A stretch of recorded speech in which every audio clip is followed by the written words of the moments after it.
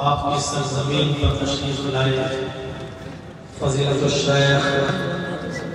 عنایت اللہ المدنی حفظہ اللہ اور ان کے ساتھ نفر سفر جناب مولانا مصلح الدین صاحب فیضی حفظہ اللہ، جلسہ کمیٹی کے اراکین اور ممبران اور اسی طریقے سے مدرسہ کے اراکین و ممبران اور ذمہ داران اور نیما للمٹیا ڈسٹرکٹ گدگا اور اس کے اطراف و اطراف سے تشریف لائے ہوئے معزز سامعین حضرات، پردہ نشین اسلامی خواتین، پیاری ماں و بہنوں، قوم و ملت کے لائق نوجوانوں اور عزیز بچوں، رات کے تقریباً 1:45 بجے تک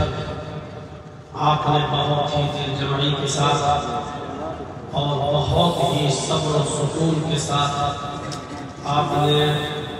مختلف علماء کو ان کے مختلف عناوین پر گفتگو کرتے ہوئے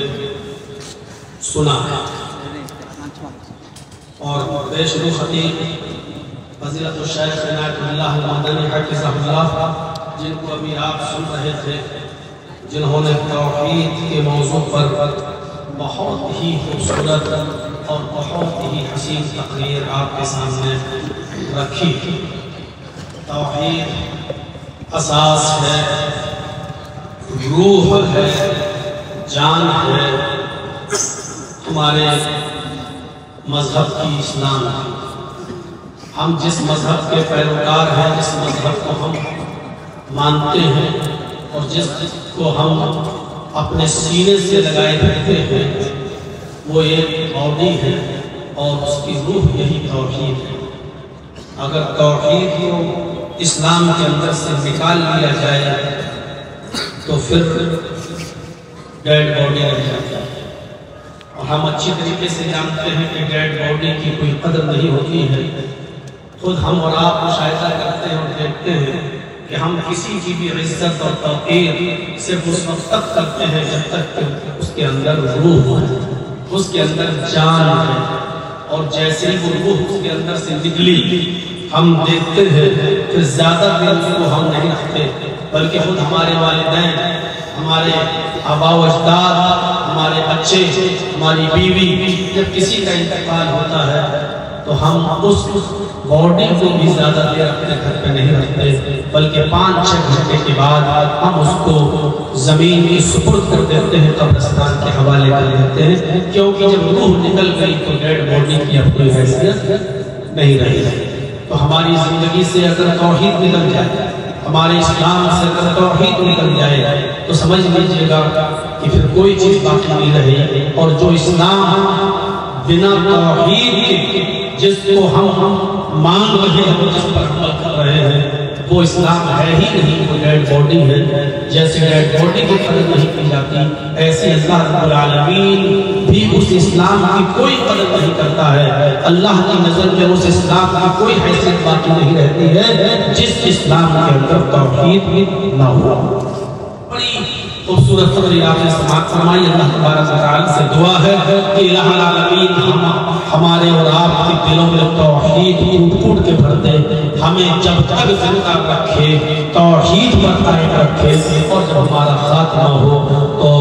ایمان پر عبادت فرمائے۔ میرے پیارے ساتھیوں، میں نے خطبہ مسنونہ کے بعد قرآن کی جس آیت کی تلاوت کی ہے، اس آیت کے اندر اللہ تبارک و تعالی نے 2 چیزوں کا ذکر کیا ہے، اور فرمایا کہ إِلَّا الَّذِينَ آمَنُوا وَعَمِلُوا الصَّالِحَاتِ فَلَهُمْ أَجْرٌ غَيْرُ مَمْنُونٍ۔ جو لوگ ایمان لائے اور جنہوں نے عمل صالح کیے، جو ایمان لائے اور جنہوں نے عمل صالح کیے، ان کے لیے ایسا اجر ہے اللہ تبارک و تعالیٰ کے ہاں جو کبھی ختم نہیں ہوگا۔ فلہم اجر غیر ممنون، ان کے لیے ایسا اجر ہے جو کبھی ختم نہیں ہوگا۔ ایمان کی اور عمل صالح کی ایک اہمیت اور حیثیت کو بتایا ہے اللہ تبارک و تعالیٰ نے کہ جن کے اندر ایمان ہے اور عمل صالح ہے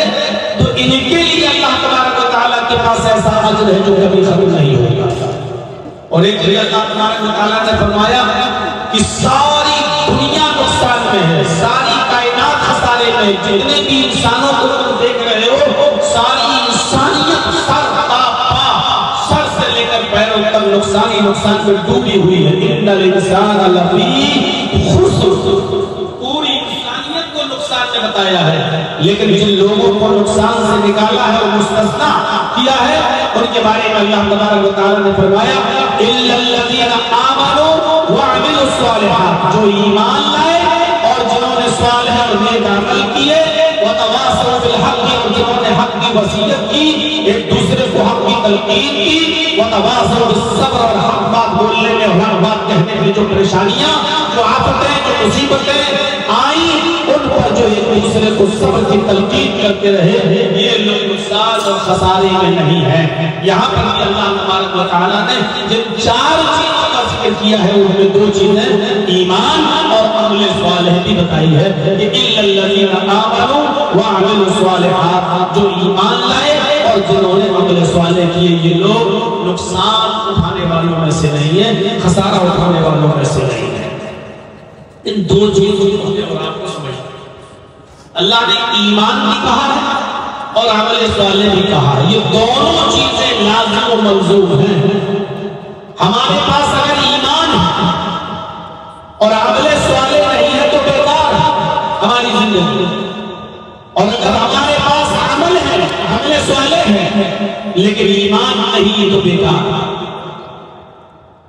کتنے کافر، کتنے مشرک، کتنے دہریے، کتنے ادھرمی اور پاپی لوگ ایسے آپ کو ملیں گے، کتنے کافر اور مشرک ایسے ملیں گے تو بڑے اچھے اچھے کام کرتے ہیں، ہم ان کے کاموں کو دیکھ کر دنگ رہ جائیں گے، لیکن ان کو کوئی ثواب نہیں ملے گا، کوئی فائدہ نہیں ہے ان کا اچھے کام کرنے کا، اس لیے کہ ان کے پاس ایمان نہیں ہے۔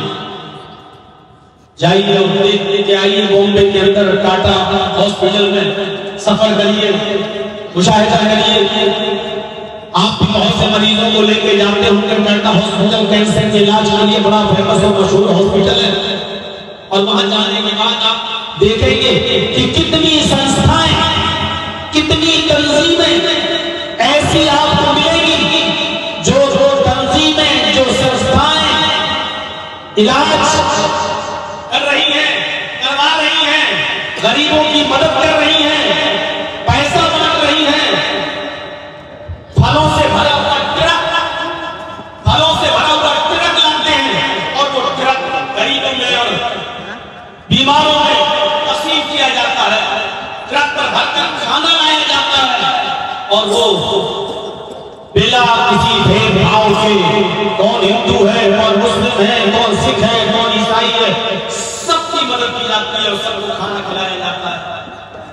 جب میرا پھپھا بھائی بیمار تھا اور میں اس کو لے کر جب ٹاٹا میموریل میں، جب ٹاٹا ہاسپٹل میں اس کا علاج کرا رہا تھا، 11 سال تک میں نے اس کا علاج کرایا، اس وقت میں نے دیکھا تھا آنکھوں سے کتنی سنستھائیں ایسی تھی جو پوچھتی تھی کہ آپ کے بھائی کے علاج میں ڈاکٹروں نے کتنا خرچہ بتایا ہے، اس کا اسٹیمیٹ مجھے دیجیے، میں اپنی سنستھا سے پاس کرا کے لاتا ہوں، آپ کو اس کا چیک دے دیتا ہوں، زندگی بھر کی دوائیں مفت ملے گی، زندگی بھر کا علاج مفت ملے گا۔ میرے بھائیوں، کیا آپ اس کو کم بڑا کام سمجھتے ہیں؟ کتنا بڑا کام ہے، کیا آپ اس کو معمولی کام سمجھتے ہیں؟ نہیں، حقیقت میں دیکھا جائے کہ یہ بہت بڑا کام ہے، غریبوں کا، مجبوروں کا اور بے بسوں کا علاج کرانا اور بیماروں کا علاج کرانا، لیکن جو تنظیمیں یہ علاج کرا رہی ہیں ان کو کیا ملے گا؟ آپ ہی بتائیے کیا فائدہ ہے ان کو؟ اخروی فائدہ کیا ہے؟ ان کو کوئی ثواب نہیں ملے گا، اس لیے کہ وہ یہ اچھا کام کر رہے ہیں، لیکن اس اچھے کام پر کوئی ثواب اس لیے نہیں کیونکہ وہ ایمان سے کھاتے ہیں۔ ہمارے پاس ایمان ہے، ہم ایمان کا دعویٰ کرتے ہیں، ہم کلمہ پڑھتے ہیں لا الہ الا اللہ محمد رسول اللہ، ہم ایماندار ہونے کا دعویٰ کرتے ہیں، ہمارے پاس ایمان ہے لیکن عمل صالح نہیں ہے۔ آج کوئی ایک نیکی مجھے ایسی بتا دیجیے جو نیکی ہم کرتے ہوں اور اس نیکی کے اندر اخلاص دکھائی دے رہا ہو، کوئی ایک نیکی کا کام ہمیں ایسا دکھا دیجیے جو آج ہم کر رہے ہیں اور اس کام کے اندر اخلاص موجود ہو۔ آج ہم جمعے کے دن مسجد میں نماز پڑھنے آ رہے ہیں تو یہ سوچ کر آ رہے ہیں کہ گاؤں والے یا محلے والے یہ نہ کہیں کہ دیکھو وہ کتنا بڑا کمینہ انسان ہے، جمعے تک کی نماز نہیں پڑھتا۔ آج ہم قربانی کر رہے ہیں تو قربانی کا جانور لیتے ہی بکرے کی فوٹو لی اور ہم نے فیس بک پر ڈالنا شروع کر دیا، ہم نے واٹس ایپ گروپ پہ ڈالنا شروع کر دیا کہ الحمدللہ آج اللہ کی توفیق سے میں نے قربانی کے لیے ایک بکرا خریدا ہے جس کی قیمت 20,000 ہے، 25,000 ہے۔ میرے بھائیوں، جب آپ نے خریدا تھا تو کیا ضرورت تھی اس بکرے کی نمائش کرنے کی؟ کیا ضرورت تھی اس قربانی کے جانور کی قیمت کو بتانے کی؟ آج کون سا کام آج ہمارے اندر اخلاص کا رہ گیا ہے؟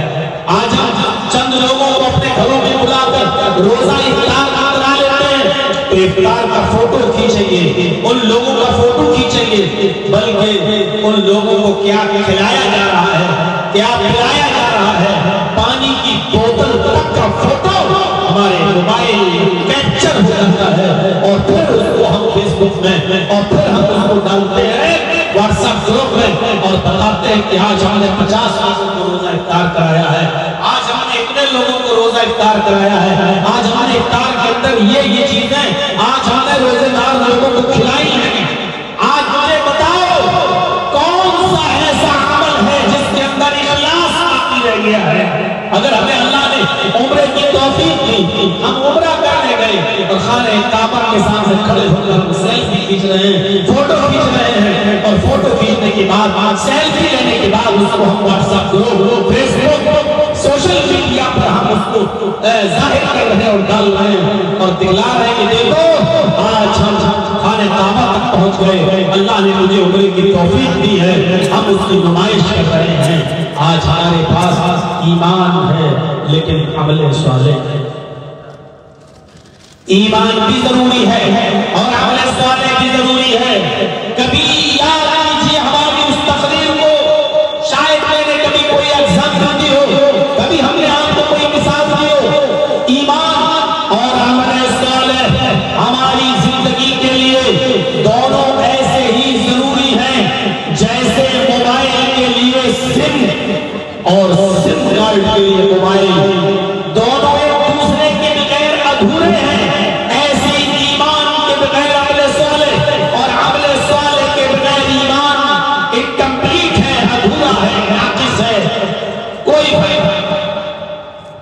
آپ قیمتی سے قیمتی موبائل لے لیجیے، بہت اچھا سے اچھا موبائل لے لیجیے، آئی فون لے لیجیے، آپ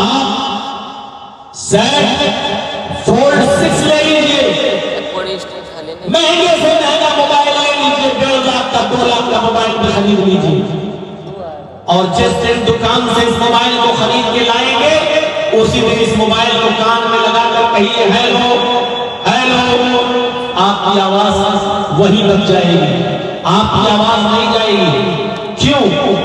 آپ کہیں صاحب ہم 1 لاکھ کا موبائل لائے ہیں، 1.5 لاکھ کا اتنا قیمتی موبائل، لیکن یہ تو دلی اور ممبئی بات نہیں ہو پا رہی ہے، سعودی اور کویت اور دبئی میں بات نہیں ہو پا رہی ہے، ارے پھر اتنا مہنگا موبائل خریدنے کی ضرورت کیا تھی مجھے؟ آپ چیختے رہیے لیکن آپ کی آواز نہیں جائے گی۔ کیوں؟ اس لیے کہ موبائل تو آپ نے لے لیا لیکن اس موبائل کے اندر سم نہیں پڑا ہوا ہے، جب تک سم کارڈ نہیں ڈالیں گے اور اس سم میں بیلنس نہیں ہوگا تب تک آپ کی آواز دوسرے کو نہیں پہنچا۔ موبائل بہت قیمتی ہے لیکن سم نہیں پڑا، موبائل بیکار۔ اب آپ سم لے لیجیے، جیو کی لے لو، ایئرٹیل کی لے لو، ووڈا کی لے لو، کسی بھی اچھی کمپنی کی سم لے لو، اور اس سم میں 10,000 روپے کا بیلنس بھی بھرو، 20,000 50,000 کا بیلنس بھی ڈال دو، اب اس سم کو کان میں لگا کے کہو ہیلو ہیلو، ارے بھائی آپ کو میری آواز آ رہی؟ ارے میں گڈا سے بول رہا ہوں، ارے بھائی میں لنگٹیا سے بول رہا ہوں، آپ کی آواز کہیں نہیں آئے گی، صرف میں آپ کے 50,000 روپے کا بیلنس ہے لیکن آواز نہیں جائے گی، کیوں؟ کیونکہ آپ کے پاس سم تو ہے لیکن موبائل نہیں ہے، اور صرف بغیر موبائل کے کام نہیں کرتا، تو آپ کو کیا کرنا ہوگا؟ سم کے اندر موبائل کارڈ ڈالنا پڑے گا، یا موبائل کے اندر سم کارڈ،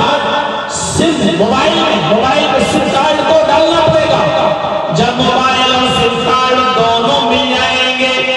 اس کے بعد میں آپ جس جگہ چاہیں گے گفتگو کریں گے، جس جگہ چاہیں گے بات کریں گے، اب آپ کی بات ہوگی۔ یہی حال ہے ایمان کا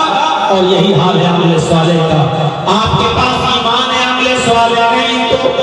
یہ ایمان کسی کام کا نہیں، آپ کے پاس عمل صالح ہے لیکن ایمان نہیں، ایسا عمل صالح بھی کسی کام کا نہیں، اس لیے فرمایا إِلَّا الَّذِينَ آمَنُوا وَعَمِلُوا الصَّالِحَاتِ فَلَهُمْ أَجْرٌ غَيْرُ مَمْنُونٍ، جو ایمان لائے اور جنہوں نے نیک عمل کیے، جو ایمان لائے اور جنہوں نے عمل صالح کیے، جو ایمان لائے جنہوں نے اچھے کام کیے، فَلَهُمْ أَجْرٌ غَيْرُ مَمْنُونٍ، ان کے لیے ایسا ہے جو کبھی ختم نہیں ہوگا، ان کے لیے ایسا انعام ہے جو کبھی ختم نہیں ہوگا۔ اے بھائی کیا کر رہے ہیں؟ صحیح سے بڑھا دیجیے ان کو ادھر سے، اچھا تو صحیح ایک پروگرام تو کسی کام کا نہیں،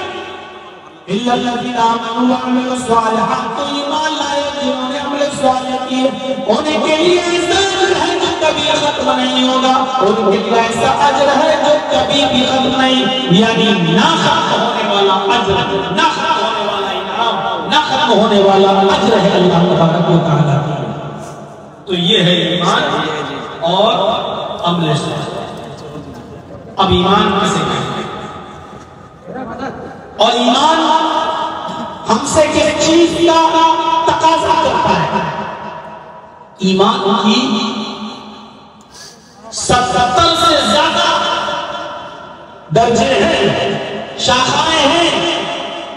آپ ادھر کریے، کمیٹی کے لوگ ہیں جو رضاکار ہیں دیکھ لیں، ادھر ڈسٹرب نہ تھا۔ تو میرے بھائیوں، ایمان کے 70 سے زیادہ برانچز ہیں، ایمان کی 70 سے زیادہ شاخائیں ہیں۔ اب ایمان کو سمجھنے کی کوشش کیجیے۔ وعن ابي هريره رضي الله تعالى عنه عن النبي صلى الله عليه وسلم قال: الايمان بضع وسبعون شعبة فافضلها قول لا اله الا الله وادناها اماطة الاذى عن الطريق والحياء شعبة من الايمان۔ ابو ہریرہ فرماتے ہیں کہ نبی اکرم صلی اللہ علیہ وسلم نے فرمایا، ابو ہریرہ فرماتے ہیں کہ نبی اکرم صلی اللہ علیہ وسلم نے فرمایا، ایمان کی 70 سے زیادہ شاخائیں ہیں، ایمان کی 70 سے زیادہ برانچز ہیں۔ عربی زبان میں جب اس طریقے کا جملہ بولا جائے 50 سے زیادہ، 70 سے زیادہ، 90 سے زیادہ، تو اس سے مراد ہوتی ہے کثرت۔ اس سے یہ مراد لیا جاتا ہے کہ یہاں گنتی مراد نہیں ہے، یہاں کوانٹٹی مراد نہیں ہے، بلکہ یہاں کثرت مراد ہے، یعنی ایمان کی بہت سی برانچز ہیں، ایمان کی بہت سی شاخائیں ہیں۔ جیسے ہم لوگ اپنے محاورے میں بولتے ہیں سدھر جاؤ، نہیں سنو گے تو 50 چوٹے ماروں گا۔ کبھی کبھی ہم آپ بولتے ہیں نا ٹھیک سے رہو، 50 گھنٹے لگاؤ گا تمہیں، تو 50 گھنٹے لگانے کا مطلب کیا ہے کہ اس کو پکڑ کے 50 گنتی سے جوتے مارو گے اور ہر جوتے پہ گنو گے 1 2 3، نہیں، بلکہ یہاں 50 سے مراد کیا ہے؟ صحیح سے ڈھنگ سے اچھی طریقے سے سمجھ جاؤ، نہیں تو اتنا مانوں گا کہ یاد رکھو گے، یعنی بہت زیادہ اور سخت سزا دوں گا تمہیں۔ تو یہاں پر بھی اللہ کے نبی نے یہی فرمایا، الایمان بضع و سبعون شعبۃ، ایمان کی 70 سے زیادہ شاخائیں ہیں، ایمان کی 70 سے زیادہ برانچز ہیں۔ ہاں، 3 چیزوں کا ذکر ہے، بہت سی چیزوں کو تو نہیں بتا پڑا، اور یہ چھوٹے سے خطبے میں، چھوٹی سی تقریر میں یہ ساری باتیں بتائی بھی نہیں جا سکتی ہیں۔ اس حدیث کے اندر جو 3 چیزیں بتائی گئی ہیں، انہیں 3 چیزوں پر آج میں اشارہ کروں گا۔ فرمایا 3 چیزیں کیا ہے جو ایمان کا شعبہ ہے، ایمان کی شاخ ہے، ایمان کی برانچ ہے۔ فرمایا وَأَفْضَلُهَا قَوْلُ لَا إِلَٰهَ إِلَّا اللَّهُ، پہلی اور افضل برانچ، پہلی اور سب سے افضل برانچ، سب سے زیادہ بہتر برانچ کیا ہے؟ قول لا الہ الا اللہ، اس بات کی گواہی دینا کہ اللہ کے علاوہ کوئی معبود نہیں، لا الہ الا اللہ کا کہنا، یہ تو پہلی برانچ ہو گئی اور سب سے افضل۔ وَأَدْنَاهَا إِمَامَةُ الْأَذَانِ، طریق اور دوسری چیز بتائی، سب سے کمتر درجے کا ایمان یہ ہے کہ راستے سے تکلیف دہ چیزوں کو ہٹا دینا، راستے سے تکلیف دہ چیزوں کو دور کر دینا، راستے سے تکلیف دہ چیزوں کو ختم کر دینا، ہٹا دینا، یہ دوسری چیز ہے۔ راستے میں کوئی چیز نقصان دہ پڑی ہے، تکلیف دہ پڑی ہے، کیلے کا چھلکا پڑا ہے، کانٹا پڑا ہے، پتھر پڑا ہے، اس کو راستے سے ہٹا دینا، یہ بھی ایمان کا ایک درجہ ہے، ایمان کا ایک شعبہ ہے۔ اور اس کے بعد اللہ کے نبی صلی اللہ علیہ وسلم